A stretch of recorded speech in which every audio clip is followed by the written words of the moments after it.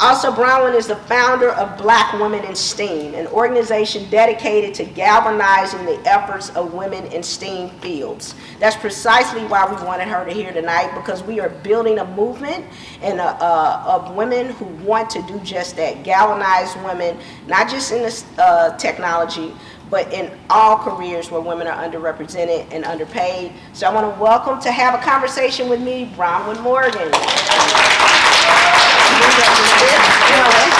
Thank you. Let's start at the beginning. Let's do it. Not like at birth. Not like with the not with the umbilical. Let's start at the beginning. Can you give us a little bit of your backstory? Tell us, about your background. Where you grew up. Kind of what led up to some of your interest in even technology. Absolutely. Well, first of all, thank you for having me tonight. Thank you to Leslie and to the entire Rung team and you all amazing women and man. Thank you so much. I actually grew up in East St. Louis, attended the University of Illinois, Champaign-Urbana, left the Midwest and went to work for Procter & Gamble, Dallas, Cincinnati, recruited by Coca-Cola, moved to Atlanta. And so I live between Atlanta and here. And I have offices in Atlanta and an office here down at T-Rex. We're part of the Geospatial Innovation Center. And since a child, I wanted to work in aviation and aerospace. I wanted to be a fighter pilot when I was coming out of high school. Well, women couldn't fly fighters then. I'm dating myself right now because it's considered front line. So I was like, well, I don't want to go to the Air Force Academy and just fly big jets, so I'm going to go do something different. I'll go to U of I, aerospace engineer degree, work for JPL, Jet Propulsion Lab, and then I'll just apply to NASA and I'll become an astronaut. Just become an astronaut, okay. None of that happened because I just told you what I just did for a living. So when drones came up as a civilian commercial opportunity, I was like, this is my chance. And so studied, as you shared. I'm not a fighter pilot, but I did get my FAA drone certification and some other certifications. And am now an FAA Drone Pro and also an FAA Safety Rep, and then used all my business skills to start. I have two companies. I have Zeo Air and I have another one called Airversity, which is on the professional drone pilot training side. So I'm getting to live my dream many years later as an entrepreneur. So it's a blessing, and some days it's a curse. Wow. Yeah.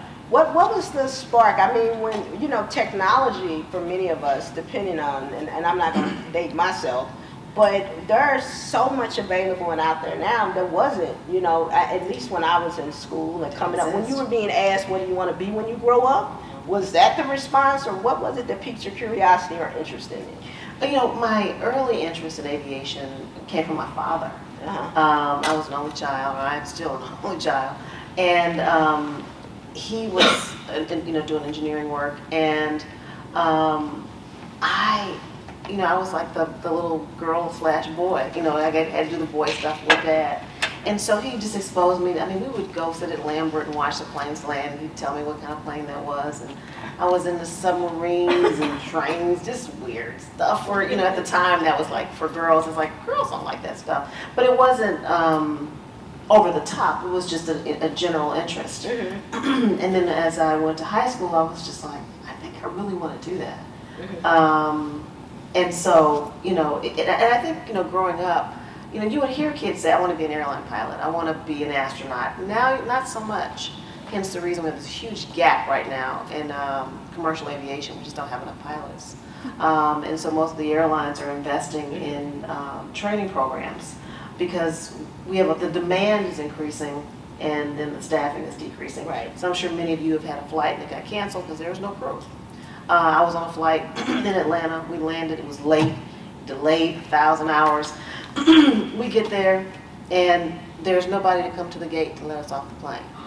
So we were literally just sitting there. The pilots were just like, well, I guess we could just kind of like drive down and go to gate to gate to gate. And they were like, you guys, the tower won't let us do that. So finally, they got some folks to come down to get us off the plane. People were hot.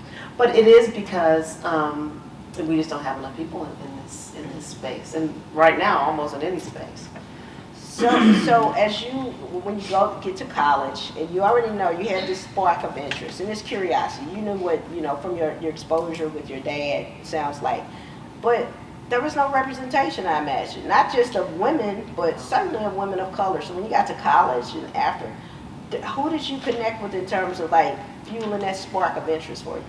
Well, at the University of Illinois in Champaign, there were, it's a pretty big university. So there was probably about 1,500 black students there, actually. Mm-hmm. Surprisingly, in a state of this size, especially with Chicago, population.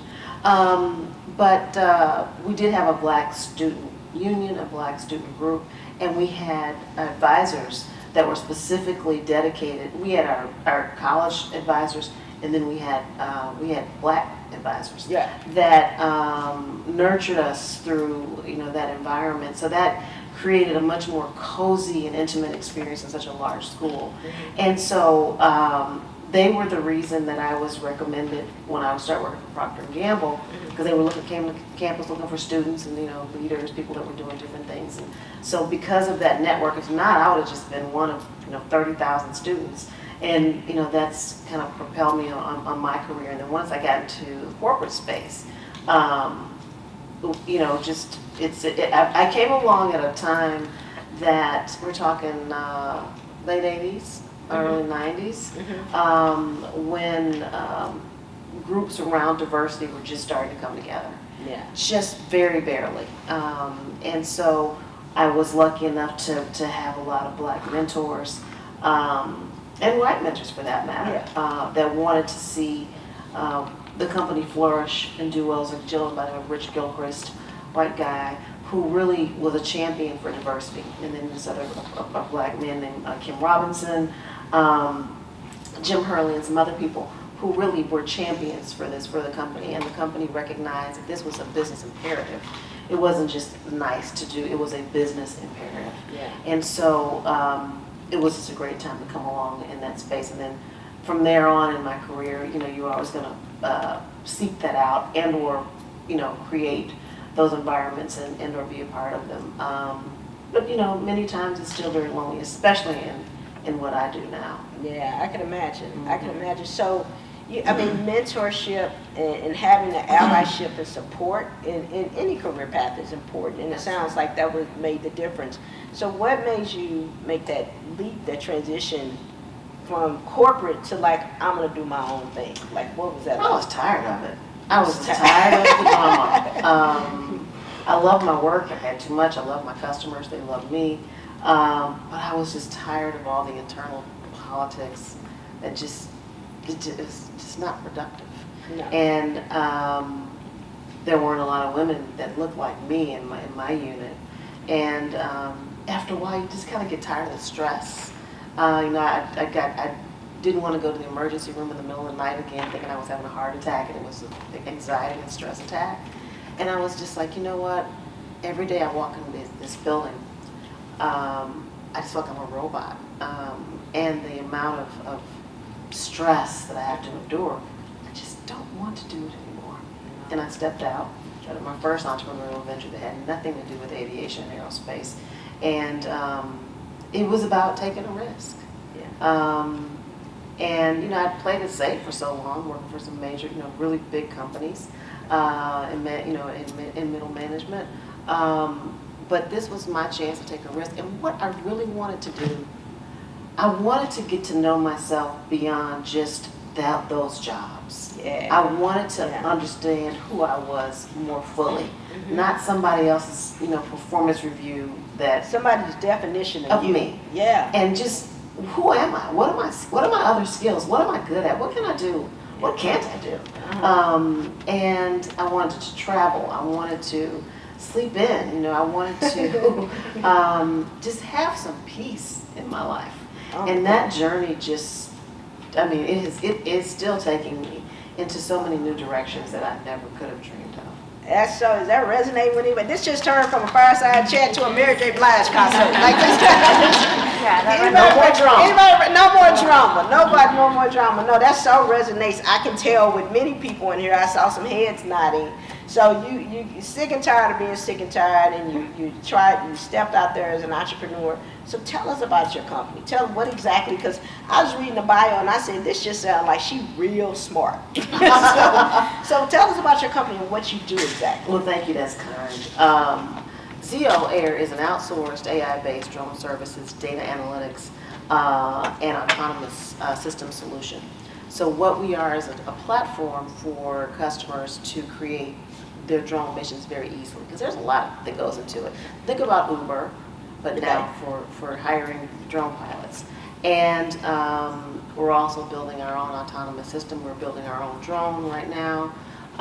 We're building out our own drone towers and perches for autonomous flight, so there's nobody there but the drone and the tower. And we're also building out an autonomous vehicle with embedded drones, so that we can get to extremely hard to reach locations, because we're focused on critical infrastructure, telecom, energy, utilities, civil infrastructure, bridges, highways, roadways, dams, catastrophic response, and climate and environmental observation. So these adjacent categories, and it really is about the data. So we're, at the end of the day, we're a data company. We just happen to get the data from the sky, working on our deep data analytics and a relationship that we're in with AWS, and a DoD Federal Research Center called Riverside Consulting, through a program at T-Rex called Proving Grounds. Right. So we're one of the handful of companies that were selected to develop our data analytics and the machine learning behind it for both photogrammetry, which is part of the data that we collect, and then the geospatial data offshoots that come from that. Yeah. So where'd you, I know many women come to Rung, and even though they want to transition into a new career and get skilled in a different area, they also have entrepreneurial aspirations. And we tell them, hey, there has to be a need, a problem you want to solve. So where did that come from for you? What was the idea for all of this? Because it definitely sounds like the work is very much needed and grown now, but where'd you get the idea? Well, I started the first idea of the company was training. And after I kind of really started to look at that and look at the overall long-term economic benefit and value, I was like, this is not it. And so I pivoted, and I said, I need to be on the service side of things. And now I'm on the equipment hardware side of things, and now the data side of things. But I recognized that there was a need. And so all my many, many years of business skills, I was in corporate for 18 years. And I've been out for 18 years. I just started to research the market. We're still a very young industry, extremely young. And we don't have any unicorns yet in the drone industry. And so I recognized that there was a need to make this simple and easy for customers who wanted to outsource. A lot of customers are doing this in-house. But at some point, I think many of them will determine that that's not the right play. But there's so many that need to outsource it. So, and then I was boiling the ocean. We're gonna service every sector, which is not what you do as a startup. Some people start out. Who's your customer? Everybody. Everybody. Yeah. And I recognized that I wanted to focus on infrastructure, just due to the fact that we have $2 trillion of crumbling infrastructure, hence this infrastructure bill. This was well before that was announced. And I was like, yeah. And then I wanted to focus on climate and catastrophe, because we've done our proof of concept work with Airbus, with their aerial division, flying like hurricane, post-hurricane events, and real-time emergency kind of stuff. And I recognized that there was a data adjacency, because infrastructure is very much impacted by weather and catastrophe. And so while we do routine inspection, we wanted to be there for the more intense environmental, situations that take place. And then climate and environment just kind of came on with it. Right. You follow the need, what you saw. Yeah. So, being in this space, I know anytime, and we have very little time tonight, but anytime you hear somebody's story, right, it's so encapsulated, it sounds nice and neat and packaged, but I know there were some bumps along the way. Oh, What was some of the, one of the things we hear from women all the time, particularly knowing that they may be going into an industry where they're the first or the only. What was it like for you working in a male-dominated field, and what kind of challenges did you bump up against? Oh, I'm still bumping up against. I just hosted this Black Women's Drone Summit. You can see my shirt here in St. Louis in October because I wanted to get us together. We're a very small part. There are 6,000 FAA certified drone pilots like myself, and women are less than 15%. Black women probably somewhere around the 1%, half percent. And I wanted to get us together so that we could have a place to network, feel safe, feel comfortable, talk about opportunities out in the marketplace, but really get to know each other. And it did foster that. And so, I'm an owner operator, and I'm probably one of 2 Black women that actually own and operate, especially with what I'm doing in inspection and mapping of heavy industry, and then also from a building equipment. We're just we're coming, but one of the first. And this is a new industry.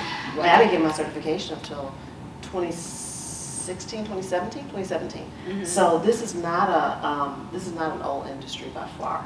No. And then the bigger part of this is on the venture capital side. Yeah. I responded to someone on Twitter today, and they were talking about how women receive less than 10% of all VC funding, and I said, well, as a Black woman, we receive less than 1% of all VC funding. And so when you've got these very big, lofty goals that are very expensive to build and create, I've been bootstrapping for a very long time. Mm-hmm. We have received some really nice grants, but we got more to go. It is challenging because people just don't. They see you. I run a podcast called Geocast where I talk to industry leaders across geospatial, AI, drones. Now I just added space to that. But people just don't. You present, oh, this is a great idea.